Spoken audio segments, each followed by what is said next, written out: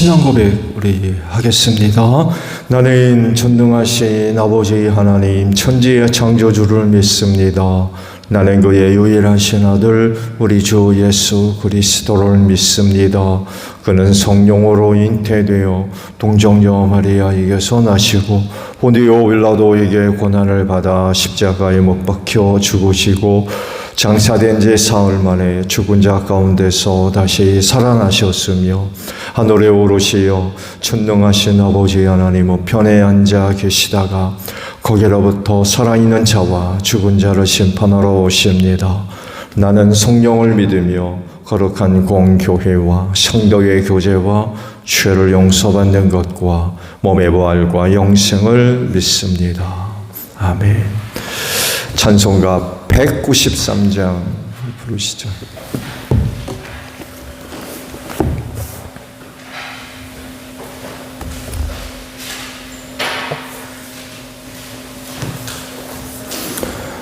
찬송가 193장이에요. 성령의 봄바람 불어오니 믿음의 새싹이 흠터오고 성령의 단비로 흡족하니 메마른 영혼을 적셔주네. 불같은 성령 임하시니 마음의 기쁨 넘쳐나네. 성령의 생수를 마시는 자 갈급한 심령이 해갈되고 성령의 충만함 받은 자들 마음의 평안을 누리겠네. 성령의 감동 받은 자는 주님의 사랑 깨닫겠네. 성령의 은사를 받은 자는 시기와 질투가 사라지고 성령의 지혜를 받은 자는 이웃과 한 형제 되었도다. 성령의 권능 받은 자는 사랑의 복음 전파하세. 말씀을 봅니다. 로마서 8장 1절에서 11절까지 있는 말씀을 봅니다. 로마서 8장 1절에서 11절에요. 그러므로 그리스도 예수 안에 있는 사람들은 정죄를 받지 않습니다. 그것은 그리스도 예수 안에서 생명을 누리게 하는 성령의 법이 당신을 죄와 죽음의 법에서 해방하여 주었기 때문입니다. 육신으로 말미암아 율법이 미약해져서 해낼 수 없었던 그 일을 하나님께서 해결하셨습니다. 곧 하나님께서는 자기의 아들을 죄된 육신을 지닌 모습으로 보내셔서 죄를 없애시려고 그 육신에다 죄의 선고를 내리셨습니다. 그것은 육신을 따라 살지 않고 성령을 따라 사는 우리가 율법이 요구하는 바를 이루게 하시려는 것입니다.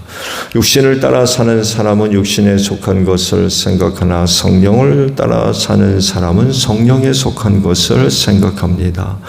육신에 속한 생각은 죽음입니다. 그러나 성령에 속한 생각은 생명과 평화입니다. 육신에 속한 생각은 하나님께 품는 적대감입니다. 그것은 하나님의 법을 따르지 않으며 또 복종할 수도 없습니다. 육신에 매인 사람은 하나님을 기쁘게 드릴 수 없습니다. 그러나 하나님의 영이 여러분 안에 살아계시면 여러분은 육신 안에 있지 않고 성령 안에 있습니다.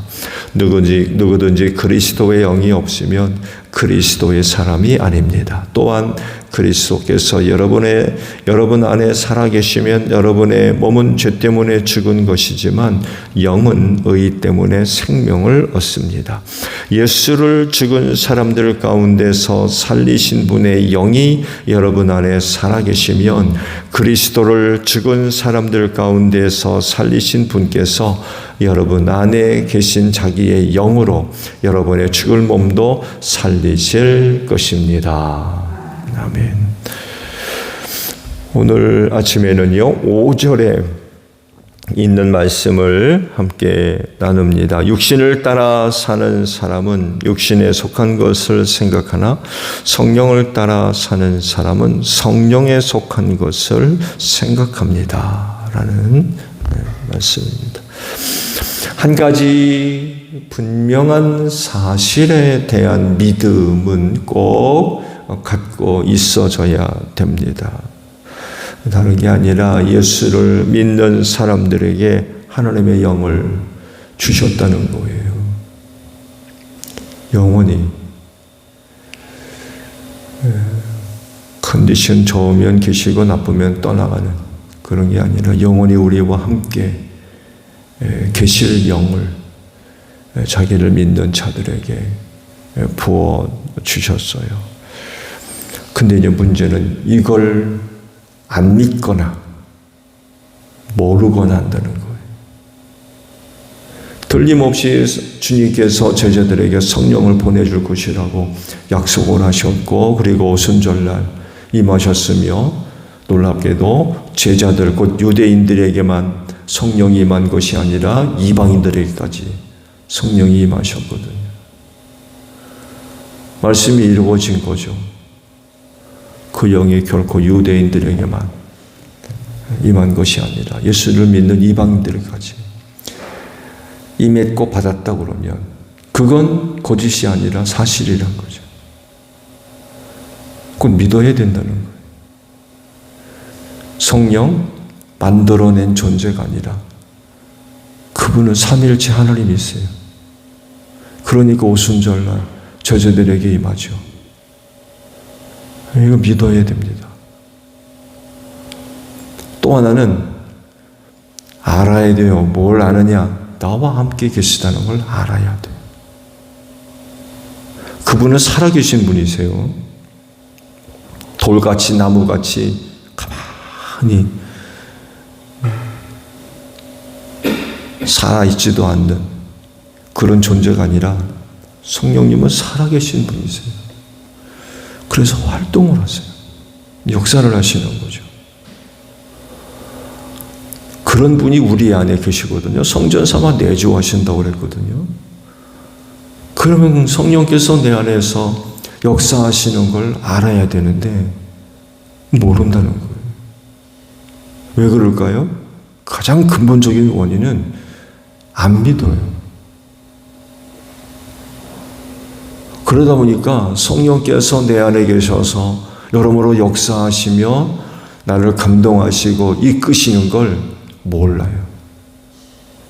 믿음을 갖고 있으면 성령이 내 안에 계시는구나 하시면서 내 안에 계셔서 역사하시는 것에 대해서 영적으로 민감하게 반응할 수 있을 텐데 믿음도 없고 역사하시는데 무시하거나 불순종하는 이런 일들이 일어난다는 거죠.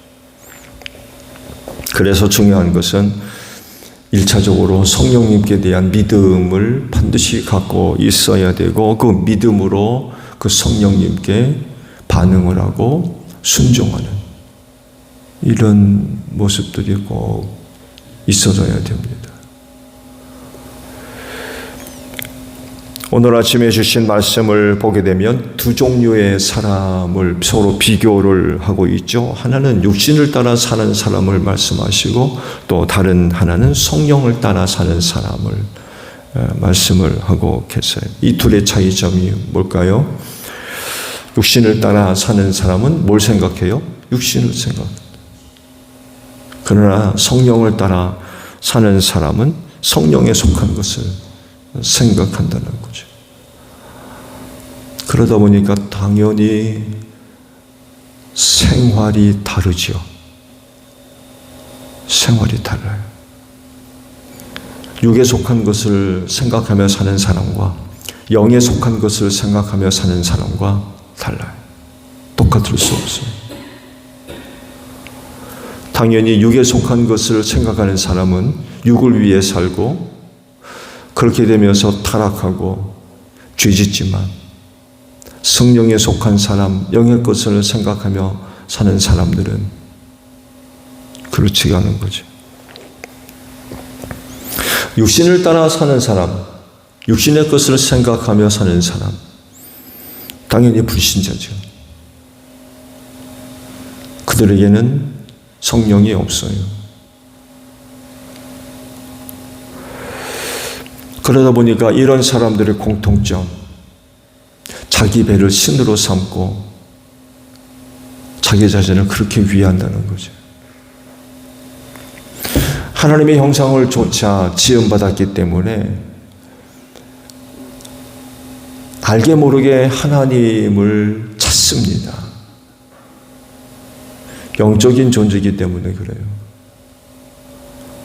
근데 그래서 이제 하나님을 섬기는 이런 그 모습들이 있어져야 되는데, 그러나 영적인 존재인 인간이 하나님을 섬기지 않으면 그 자리는 우상이 차지하든지 아니면 인간의 육체가 그 자리를 차지합니다. 이런 사람들에게서 공통점이 뭐냐? 육신의 욕심, 만족, 기쁨, 이런 것들을 최우선으로 삼아요. 최고의 가치를 두고 삽니다. 내가 좋으면 그만해요. 내가 좋으면 그게 의이고요. 내가 좋으면 최고의 의. 그래서 육체의 욕심과 만족을 최우선으로 생각하고 거기에 최고의 가치를 부여를 합니다. 이렇게 살기 때문에 육신에 속한 사람은 육신의 것을 생각하지 않을 수가 없는 거죠. 그리고 그 생활은 당연히 타락한 생활을 할 수밖에 없죠. 그런데 이와 반대로 성령을 따라 사는 사람이 있죠. 이들은 영의 일을 생각하는데, 그럼 영의 일이 뭐예요? 당연히 그 대표적인 예가 성령의 9가지 열매가 영의 것을 생각하며 사는 사람들이 추구하는 것들입니다. 그리고 성령께서 그렇게 이끌어 가셔요.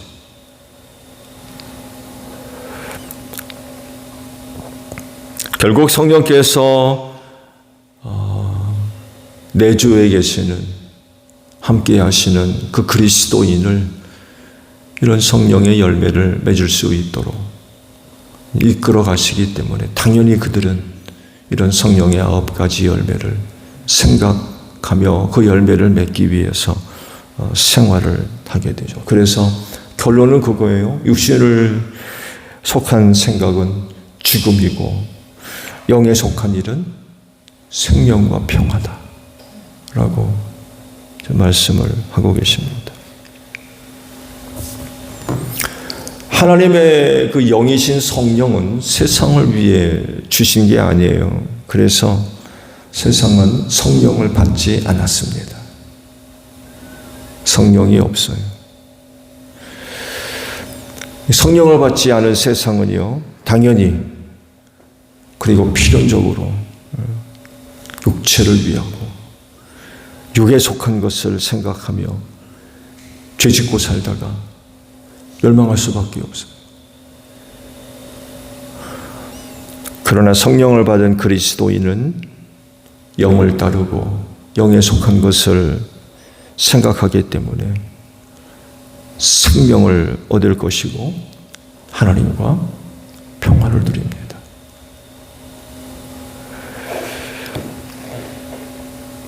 그렇다고 하면 성령을 받은 오늘 나는 뭘 생각하며 살 것이냐? 뭘 생각하며 살 거냐? 성령을 받지 않은 어떤 사람들과 같이 그저 육을 위해서만 그렇게 살 것이 아니죠. 왜냐하면 성령은 결코 그렇게 우리를 이끌어가지 않기 때문에 그렇습니다. 그 육신에 속한 것을 생각하며 살 것이 아니라 성령에 속한 것을 생각하며 사는 여러분들이 되시기를 바랍니다. 오늘도 성령께서 우리를 이끌어 가실 때에 당연히 믿음으로 순종하며 영의 일을 이루어가는 여러분들이 되시기를 바랍니다. 주기도문 합니다. 하늘에 계신 우리 아버지, 아버지의 이름을 거룩하게 하시며 아버지의 나라가 오게 하시며 아버지의 뜻이 하늘에서와 같이 땅에서도 이루어지게 하소서. 오늘 우리에게 일용할 양식을 주시고 우리가 우리에게 잘못한 사람을 용서하여 준 것 같이 우리 죄를 용서하여 주시고 우리를 시험에 빠지지 않게 하시고 악에서 구하소서. 나라와 권능과 영광이 영원히 아버지의 것입니다. 아멘. 기도하겠습니다.